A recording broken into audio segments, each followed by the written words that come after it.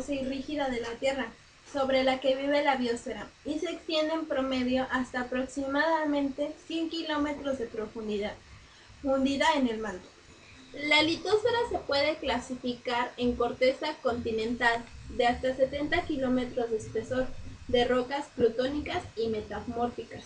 La presión provoca un aumento de la temperatura por arriba de los 6000 grados centígrados, por lo que los minerales se encuentran en estado de fusión. El núcleo se divide en dos subcapas. La más interna se comporta como sólido, mientras que la externa se mantiene en estado de fusión y se desplaza en movimientos conectivos, que aunados a las corrientes eléctricas generan electromagnetismos. El manto está formado por minerales ligeros como los silicatos de magnesio y fierro a temperatura de 3000 grados centígrados. El manto se extiende desde los 2900 kilómetros hasta los 70 kilómetros de profundidad. Se divide en dos subcapas. Inferior. Los mantos están en estado sólido. Superior. Materiales están en estado de fusión y forman una mezcla denominada magma. Magma. Se divide en astenosfera y litosfera. Astenosfera. Los materiales están en flujo continuo de convección que origina la dinámica de la corteza terrestre. Corteza terrestre. Es una capa sólida rocosa conformada por dos subcapas, la basáltica o cimática. La granítica o silíaca son silicatos de aluminio, cuya disposición varía entre las cortezas continentales y oceánicas. En esta capa la temperatura se relaciona con la presión y determina el gradiente térmico. Parte 2. Tectónica de placas. Durante miles de millones de años se ha ido sucediendo un lento pero continuo desplazamiento de las placas que forman la corteza del planeta Tierra, originando la llamada tectónica de placas, una teoría que complementa y explica la derivada continental. Los continentes se unen entre sí o se fragmentan, los océanos se abren, se levantan montañas, se modifica el clima, influyendo todo esto de forma muy importante en la evolución y desarrollo de los seres vivos. Se crea nueva corteza en los fondos marinos, se destruye corteza en las trincheras oceánicas y se producen colisiones entre continentes que modifican el relieve. Según la teoría de placas, la corteza terrestre está compuesta al menos por una docena de placas originadas que se mueven a su aire. Estos bloques descansan sobre una capa de roca caliente y flexible, llamada astenosfera, que fluye como alquitrán caliente. Los geólogos todavía no han determinado con exactitud cómo interactúan estas dos capas, pero las teorías más vanguardistas afirman que el movimiento del material espeso y fundido en la astenosfera fuerza a las placas superiores a moverse, hundirse o levantarse. El concepto básico de la teoría de la tectónica de placas es simple: el calor asciende, el aire caliente asciende por encima del frío y las corrientes del agua caliente flotan por encima del agua fría. El mismo principio se aplica a las rocas calientes que están abajo la superficie terrestre. El material fundido de la astenosfera o magma sube hacia arriba, mientras que la materia fría y endurecida se hunde cada vez más hacia el fondo, dentro del manto. La roca que se hunde finalmente alcanza las elevadas temperaturas de la astenosfera inferior, se calienta y comienza a ascender otra vez. Este movimiento continuo y, en cierta forma circular, se denomina convección. Tipos de límites de placas. Si la corteza continental se ubica junto con la corteza oceánica sin movimientos relativos. Existen tres tipos de límites: límite de convergencia, límite de divergencia y límite de deslizamiento. El límite de convergencia es una zona de subducción, forma trincheras o fosas en el fondo oceánico y, sobre el continente, montañas, y el recalentamiento del material se manifiesta como vulcanismo. El límite de divergencia forma cordilleras submarinas denominadas dorsal y cuencas oceánicas. Y el límite de deslizamiento. Parte 3. Relieve resultante de la dinámica interna. El diastrofismo es la fuerza de origen de los movimientos que se conoce como epirogénesis y orogénesis, de los que resultan deformaciones por acción de fuerzas internas que actúan sobre las rocas desde afuera de su masa. Orogénesis. Los movimientos orogénicos son los movimientos horizontales de la corteza terrestre.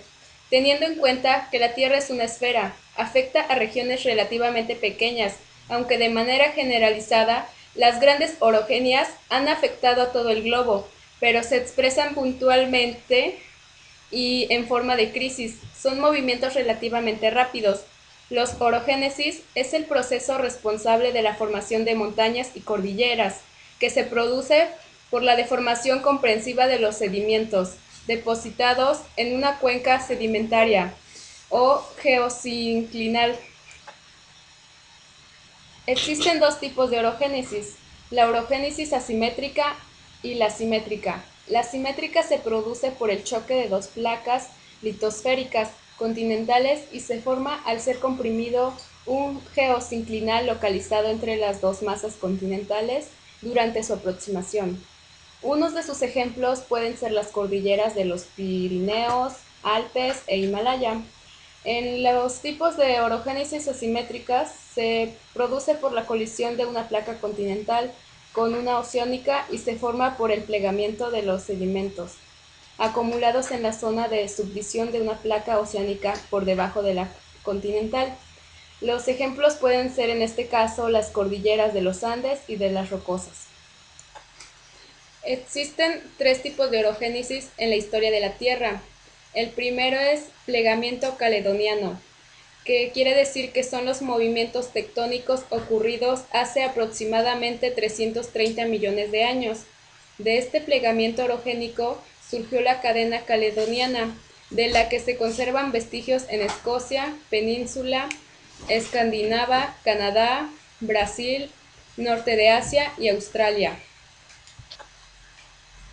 El segundo es plegamiento herciniano, que ocurrió en numerosos puntos del globo terrestre hace 230 millones de años y fue más importante que el plegamiento caledoniano.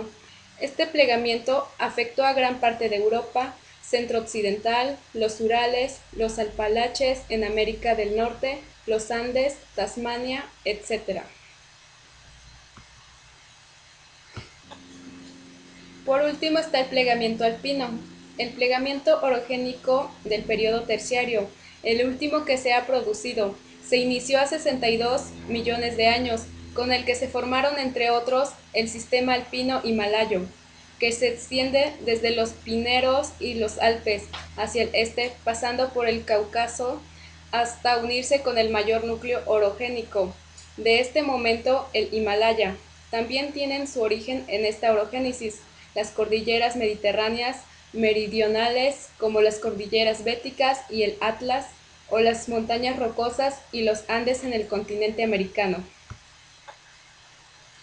Los movimientos verticales de la corteza terrestre se llaman epirogénicos. La epirogénesis actúa en regiones muy grandes, incluso continentales, plataformas, escudos, etc. Consiste en movimientos muy lentos de ascenso y descenso de las grandes masas continentales. No provocan grandes cataclismos, como mucho puede ser responsable del vaculamiento general de un escudo o plataforma. pero estos basculamientos no superan una pendiente de 15 grados. También puede producirse grandes abombamientos. Si el abombamiento es ascendente, se llama anteclice, y si es descendente, sineclice.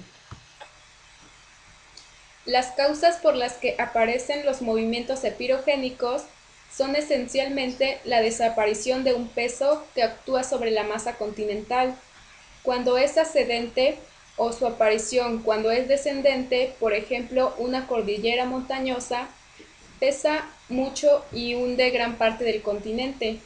A medida de que se va erosionando, disminuye el peso y el continente asciende hasta hacer flotar las raíces graníticas de la cordillera. Otro ejemplo típico es el de las grandes masas glaciares.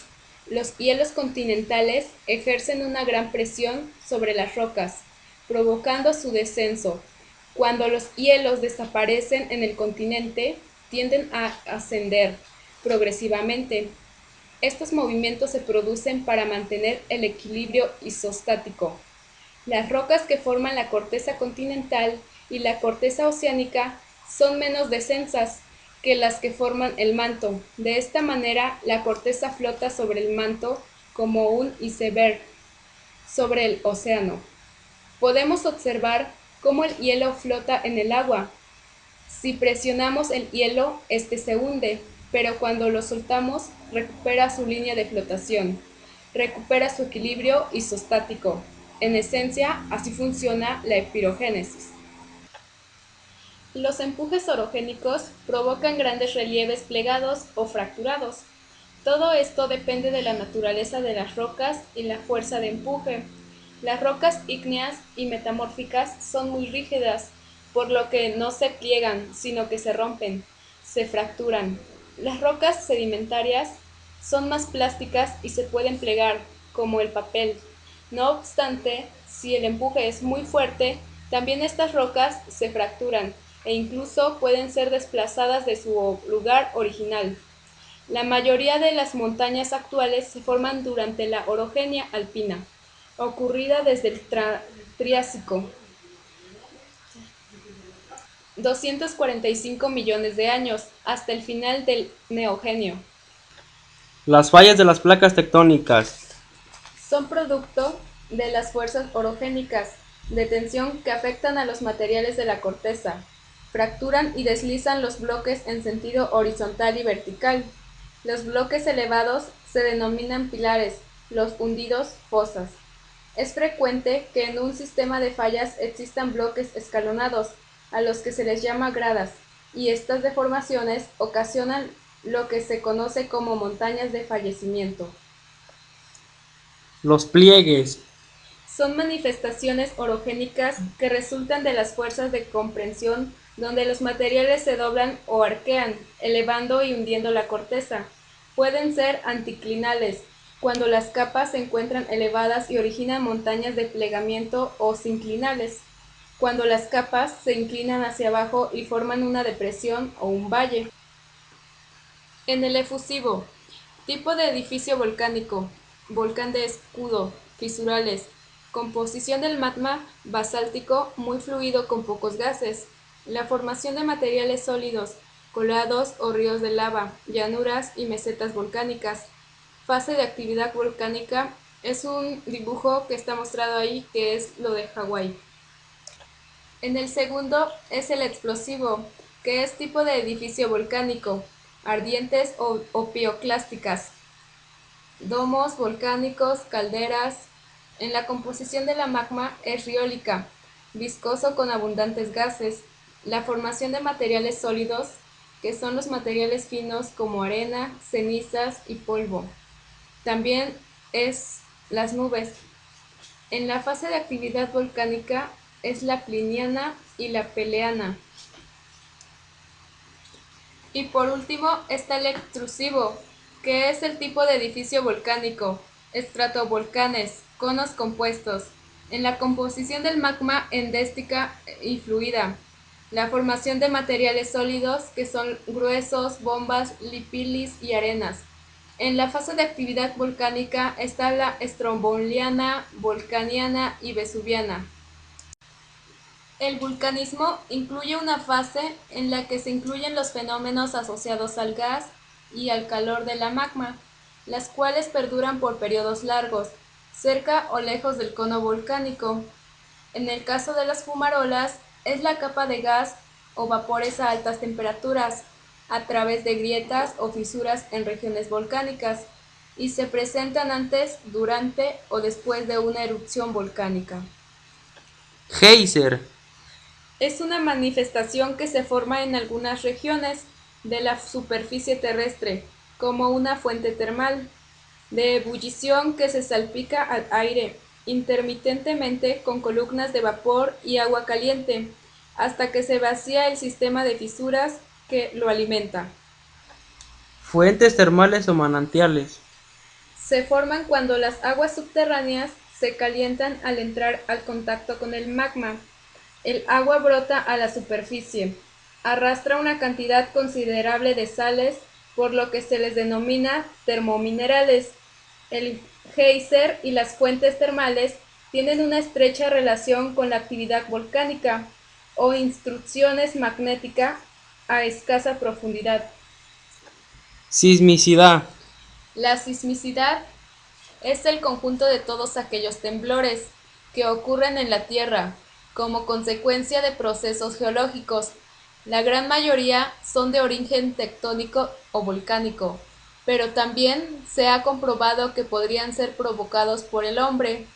Los temblores son movimientos vibratorios que se originan en el interior de la Tierra y se propagan por todas direcciones en forma de ondas. Estos movimientos, ocurridos en el interior de nuestro planeta, son estudiados por la sismología, una de las ramas de la geofísica. Esta ciencia también estudia el interior de la Tierra, además de todas aquellas causas que provocan los sismos. La sismología ha contribuido enormemente a la comprensión del tectonismo en la Tierra. Además, también ha ayudado a conocer un poco más sobre la estructura de la Tierra. Sabiendo entonces qué es la sismología y qué es lo que estudia, podemos entonces pasar a las características de los sismos. Porque claro, aunque sean solo movimientos vibratorios de la Tierra, existen clasificaciones, las cuales son los maremotos, que son temblores ocurridos en el lecho oceánico, ya sea por desplazamiento de la tierra que cae al mar o por erupciones volcánicas submarinas. Estos movimientos bruscos provocan que grandes cantidades de agua se junten y conformen enormes olas, que son tsunamis, y que pueden arrastrar como pueblos enteros. Otra de ellas es la licuación del suelo. Esta ocurre en momentos después de un terremoto y es cuando el suelo pierde su rigidez y su firmeza. Esto da como resultado que algunos edificios se derrumben. Otra sería el hipocentro. Es ese lugar en la corteza terrestre de donde se propagan todas las ondas sísmicas hacia todas partes. La otra sería el epicentro. Es aquel lugar donde el temblor es más intenso y a partir de él se forman las ondas superficiales. La última sería la magnitud, que es la forma en la que se miden los sismos de acuerdo a su duración y sobre todo intensidad. Puede haber dos tipos, la macrosismos, los microsismos, que son aquellos que pasan casi inadvertidos y por lo regular solo son registrados por máquinas, y los macrosismos, que son sismos de gran fuerza y que con consecuencias notorias. Ahora hablaremos sobre las ondas. Las primeras serían las ondas primarias, que son las únicas que logran pasar a través de sólidos, líquidos y gases. Además, como consecuencia, producen sismos de forma oscilatoria. Otro tipo de ondas serían las secundarias, que no pueden pasar a través de los líquidos y como consecuencia producen sismos trepidatorios. Otro tipo de ondas serían las ondas de su duración, que pueden ser de varias horas después de finalizado el sismo.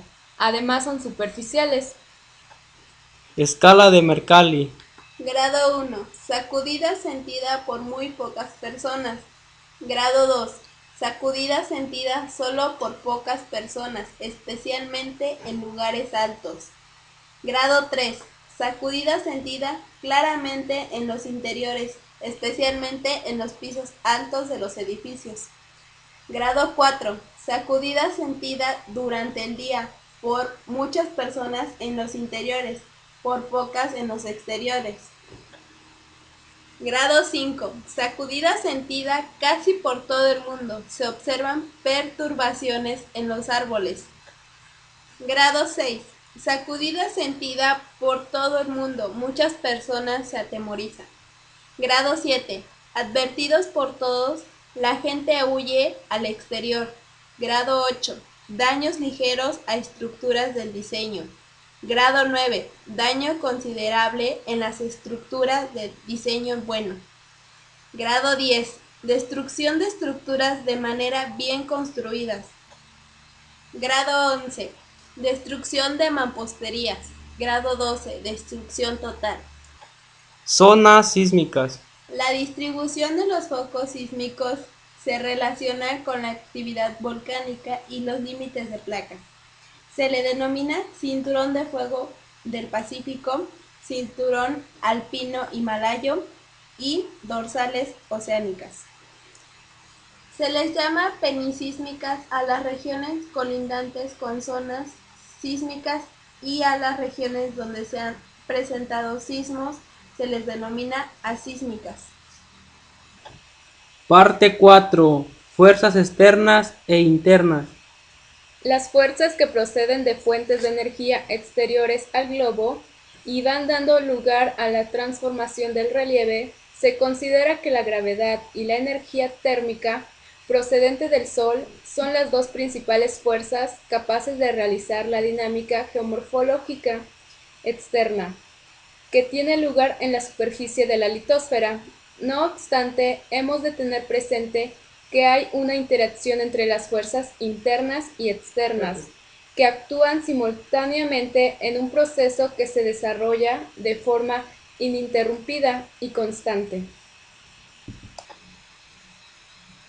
Ahora veremos las fuerzas internas. Son aquellas fuerzas que tienen su origen en el interior de la corteza terrestre y se producen por los movimientos de desplazamiento y reajuste de las placas tectónicas y se conocen como diastrofismo y vulcanismo, que son las que dijimos anteriormente. Parte 5. Formación de minerales. Ahora hablaremos sobre la formación de minerales, pero para ello conoceremos la definición del suelo. Es la parte de la corteza terrestre que permite sostener la vida vegetal. Está compuesto por minerales, aire, agua y materia orgánica. Surge de la acción continua de las fuerzas externas sobre la roca, que es alterada física y químicamente. Los factores que determinan la deformación de los suelos son principalmente la roca madre, el clima, la vegetación, la topografía del terreno, la fauna y el ser humano. En base a esto, el componente principal de las rocas son los minerales, sustancias sólidas que forman cristales. Se pueden formar minerales, sales y metales. Estos aparecen en una amplia variedad de colores y estructuras, incluyendo tipos tan diversos. Los minerales son la fuente de los metales valiosos. Formación de rocas, minerales, rocas y suelo. Todo material constitutivo de la corteza terrestre formado por la agregación de minerales se conoce como roca. En cuanto a su composición y a los diferentes procesos internos o externos, está, como ven en este dibujo, está lo que es el ciclo de las rocas. En esta aparecen las rocas ígneas, las rocas sedimentarias, las rocas metamórficas, que da origen al magma. Rocas metamórficas. Esto resulta de la transformación de rocas preexistentes que experimentan cambios originados por las fuerzas de tensión o por intrusiones magnéticas a través de ellas. Implica una recristalización causada por el aumento de la presión, calor y fluidos hidrotermales. Ellas corresponden a las cadenas montañosas y escudos continentales. Uno de los ejemplos que pueden ver en esta imagen es el mármol, la pizarra y el esquisto. Rocas ígneas. Estas se forman por la cristalización o enfriamiento del magma. Si el magma se enfría lentamente, crea intrusiones de rocas a las que se les llama plutónicas. Entre estas formaciones predominan los granitos. El magma expulsado a la superficie forman las rocas volcánica o extrusivas. Algunos de estos ejemplos son las rocas de las arenas volcánicas, el basalto y la toba. Rocas sedimentarias exógenas. Son rocas formadas en la superficie por diagénesis. Su origen se debe a la acumulación de restos orgánicos y sedimentos, resultado de la acción del intemperismo y la erosión que actúa sobre otras rocas. Rocas sedimentarias se clasifican en dendríticas. Se originan por la compactación y cementación de fragmentos residuales de otras rocas. Las químicas se derivan de la acumulación de sales y minerales. Las orgánicas se forman por la mineralización de los restos de plantas y minerales. ¿Qué es la roca madre? Determina el tipo de fracción inorgánica. Influye de forma determinante en las etapas iniciales del desarrollo. Clima. Determina tanto los procesos de intemperismo y erosión como la existencia de los seres vivos que se desarrollan en una región. Topografía del terreno.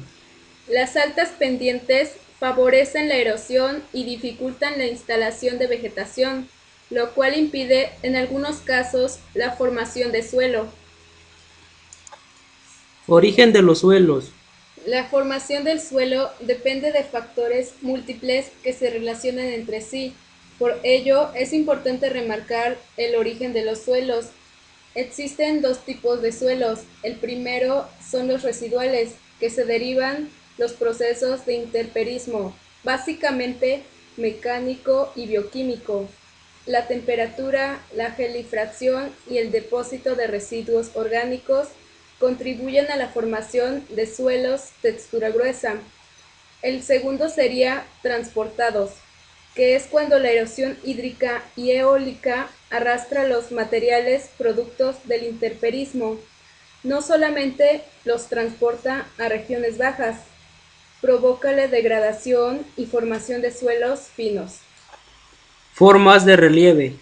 El relieve terrestre, como se aprecia en la imagen, son las distintas formas que posee la corteza terrestre o litosfera en su superficie.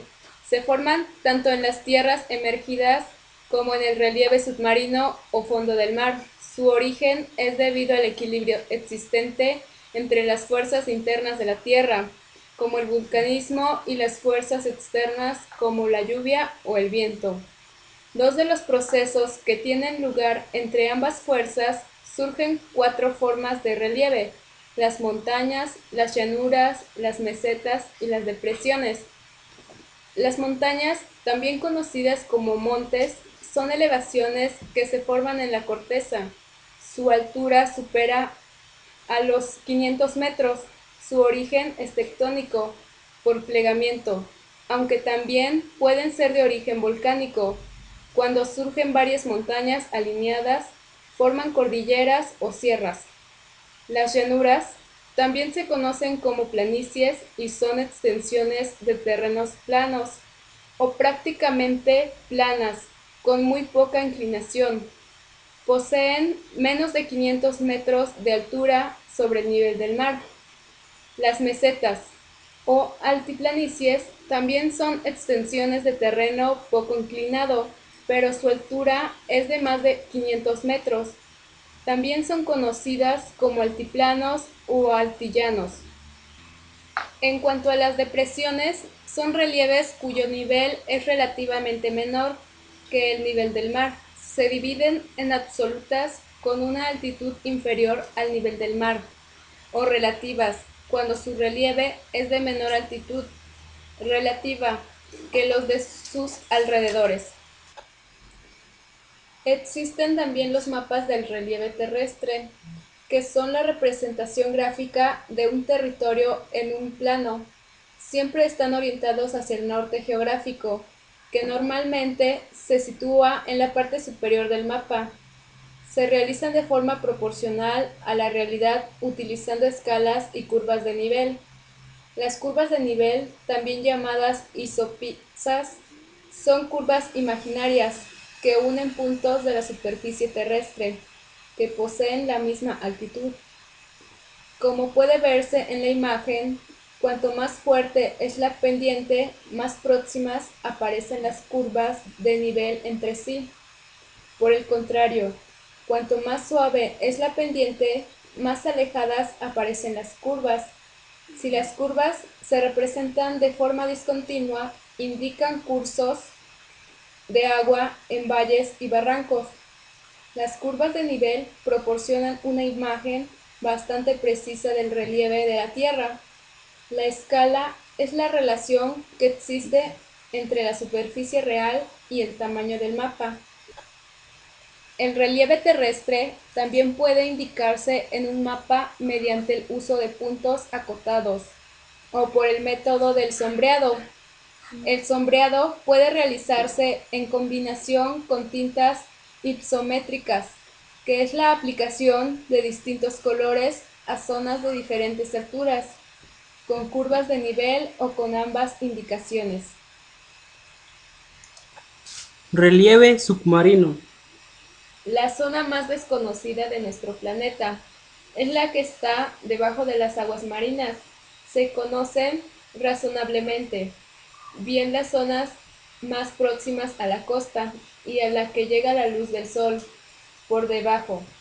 El relieve submarino se conoce grosso modo y por métodos indirectos.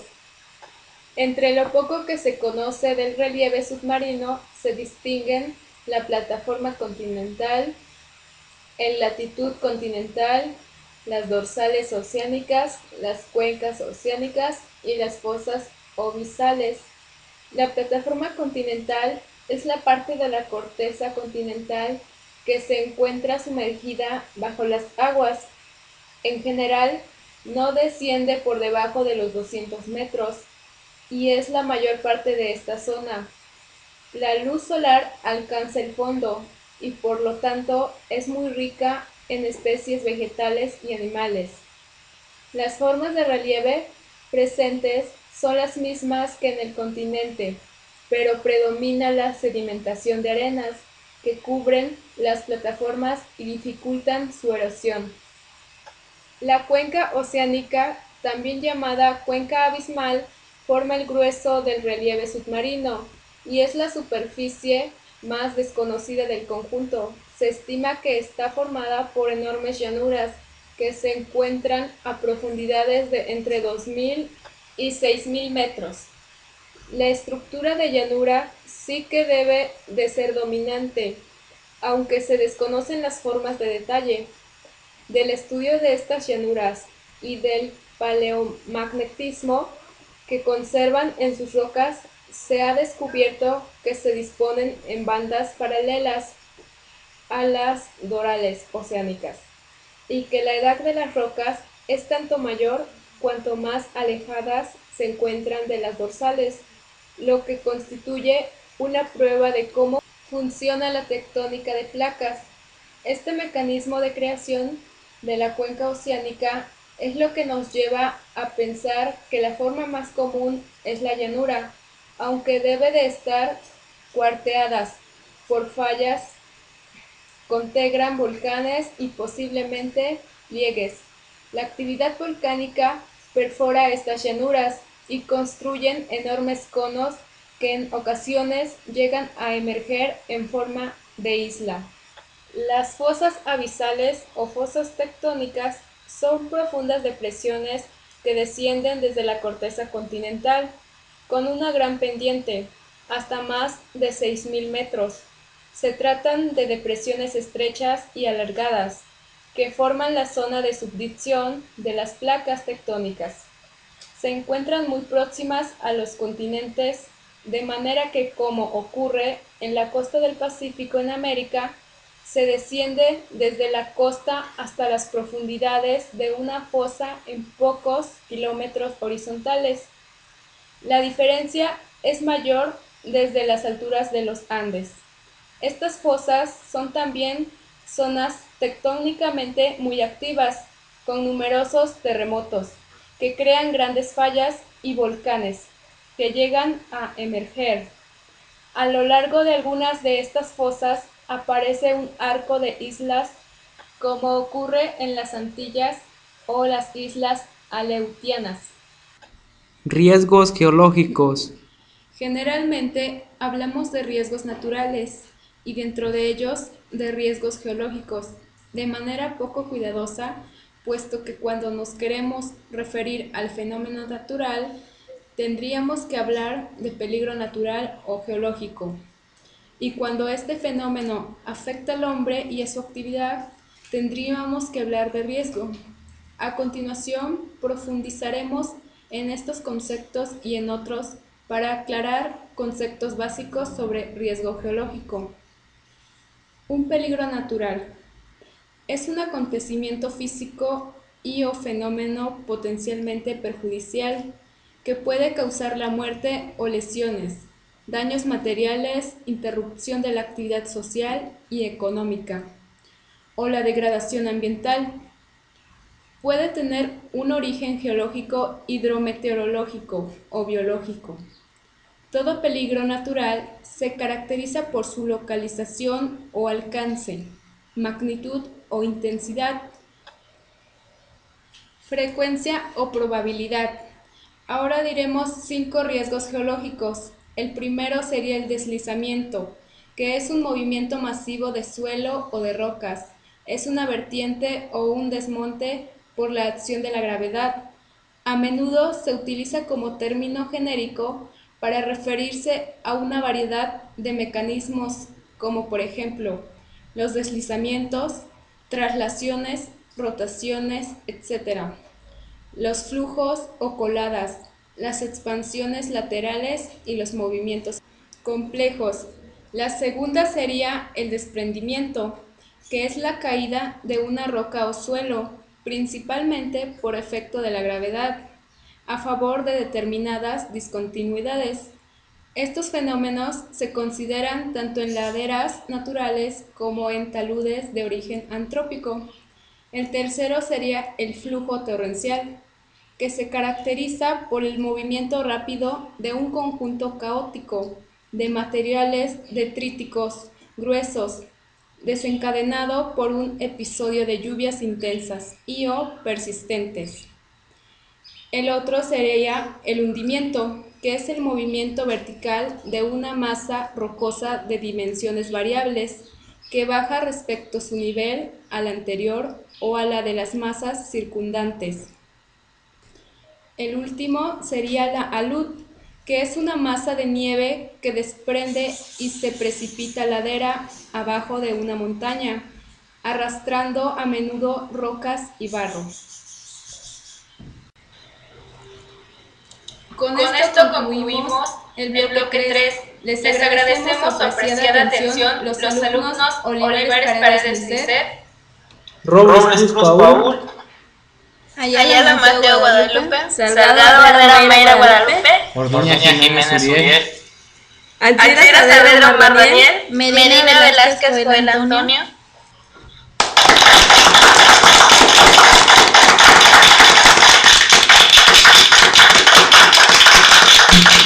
Cobaem 12, Grupo 501.